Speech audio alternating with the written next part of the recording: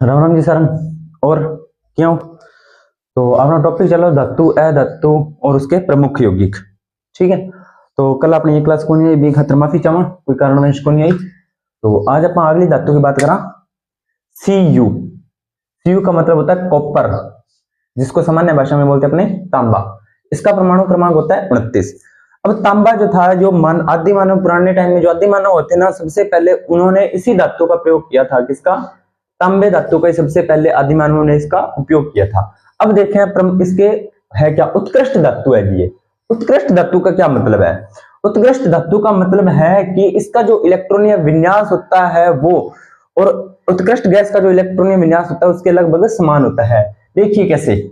आपको पता है ये कॉपर है जो डी ब्लॉक का तत्व है, इसके अंत में आना चाहिए 3d9 और 4s2 3d9 होना चाहिए। लेकिन इसका इलेक्ट्रॉनीय विन्यास ये नहीं होता। इसका इलेक्ट्रॉनीय विन्यास होता है जी 4s1 3d10 होता है। 3d10 होता है। तो ये 3d10 होने के कारण इस 3d10 और जो आपका उत्कृष्ट धातु होती है, ठीक है, उसका जो इलेक्ट्रॉनिक विन्यास होता है उसके लगभग ये समान होता है। अर्धपूरित विन्यास इलेक्ट्रॉनिक रखता है। ठीक है।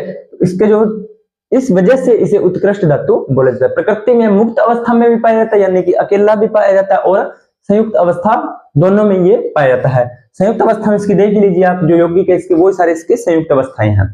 ठीक है। आद्य मानव ने सबसे पहले इसी धातु का प्रयोग किया था, ये मैंने आपको बता दिया है। उसके बाद में आगे बात करते हैं निष्कर्षण। निष्कर्षण यानी कि इसे अलग कैसे किया जाता है।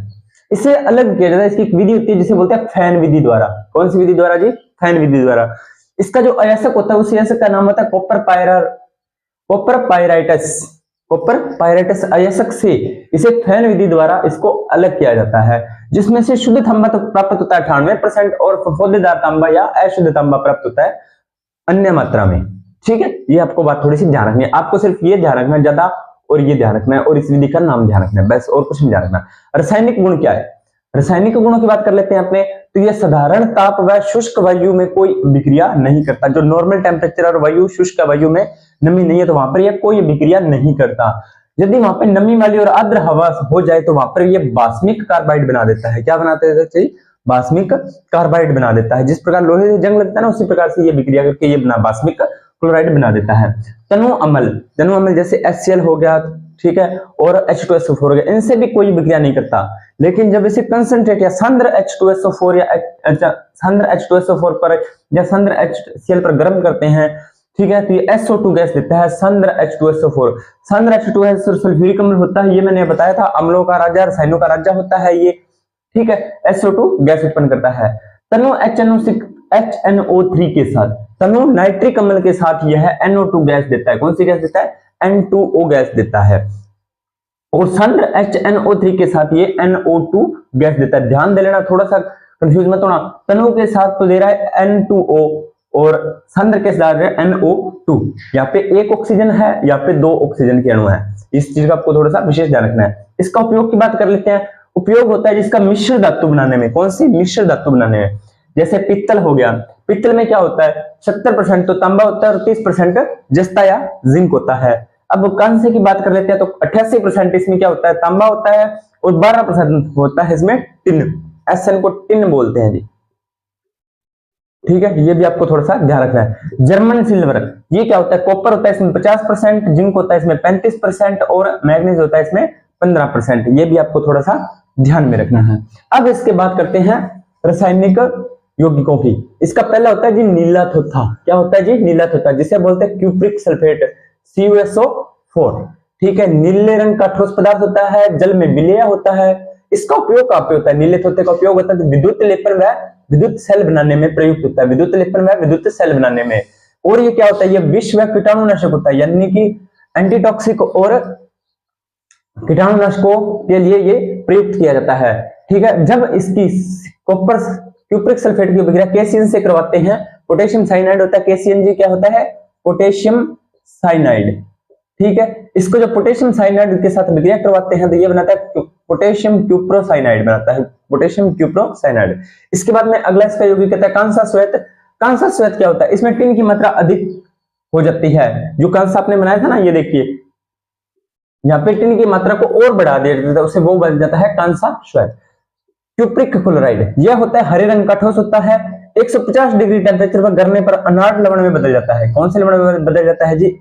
क्यूप्रिक क्लोराइड को अगर आप 150 डिग्री सेंटीग्रेड पर ताप पर गर्म करोगे तो यह अनार्ड लवण में बदल जाएगा।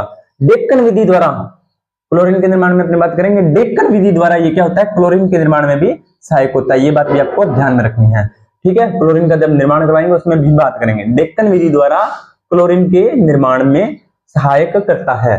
क्यूप्रस ऑक्साइड ये क्या होता है? क्यूप्रस ऑक्साइड होता है जब तांबे के चूर्ण को क्यूप्रिक ऑक्साइड के साथ अभिक्रिया करवाई जाती है तो क्यूप्रस ऑक्साइड बन जाता है। तांबे को चूर्ण के क्यूप्रिक ऑक्साइड के साथ अभिक्रिया करवाई जाती है तो आपका बन जाता है क्यूप्रस ऑक्साइड। रूबी कांच बनाने में, रंग को बनाने में ये प्रयुक्त किया जाता है। विल्सन रोग, विल्सन रोग क्या होता है? मानव शरीर में अगर कॉपर की मात्रा बढ़ जाए तो उस व्यक्ति को विल्सन रोग हो जाता है। याद रख लेना जी, विल्सन रोग मानव शरीर में कॉपर की मात्रा बढ़ने पर। अब है रोल्ड गोल्ड। रोल्ड गोल्ड सस्ते आभूषण बनाने में, इसको कैसे? गोल्ड का होता है बहुत महंगा होता है, ठीक है। तो नाम से पता चला है रोल्ड यानी कि रोड पे, गोल्ड यानी कि सोना, यानी कि रोड पे बिकने वाला सोना, रोड पे बिकने वाला सोना। और रोड पे कौन से सोने बिकते हैं? जो नॉर्मल सस्ते से आभूषण होते हैं। वैसे तो देखा जाए चांदी की जो सोने की पाजेब होती है या और भी जो चीजें होती है वो बहुत महंगी महंगी आती है, लेकिन मार्केट में आपको 100-200 रुपए में मिले वो रोल्ड गोल्ड होते हैं, या और भी इससे थोड़े से महंगे हो जाते हैं, कोई दिक्कत नहीं है। लेकिन सस्ते आभूषण बनाने में, नॉर्मल आभूषण अपने जो पहनते हैं वो बनाने में इसका उपयोग किया जाता है। किसका? रोल्ड गोल्ड का। अब मैं आपको एक चीज बता देता हूँ, कठोर कांच किससे बनाया जाता है? कठोर कांच, ये देखो यहाँ पे रूबी कांच दिया हुआ है। अगर कांच को कठोर करना है ना तो उसमें आप बॉक्साइड मिला दीजिए। कठोर कांच, सबसे कठोर कांच अगर बनाना हो तो उस कांच के अंदर क्या कर दीजिए आप? बॉक्साइड मिला दीजिए, सबसे कठोर कांच बन जाएगा, ठीक है। तो उस कांच का क्यों कहाँ उपयोग होता है? उस कांच का उपयोग होता है जब जो बड़ी बड़ी बिल्डिंग होती है, बड़े बड़े शहरों में अपने देखते हैं ना, तो वो कांच कितने स्ट्रॉन्ग होते हैं कि पत्थर मारने से कुछ मारने वो टूटते नहीं, इतने ज्यादा स्ट्रॉन्ग होते हैं। तो उसमें क्या मिलाया जाता है? बॉक्साइड मिलाया जाता है, ठीक है। तो अभी आप इसका स्क्रीनशॉट लीजिए, फिर अपनी बात करते हैं कल इसी समय नेक्स्ट क्लास के अंदर अगले तत्व के साथ या अगले धातु के साथ। तब तक धन्यवाद।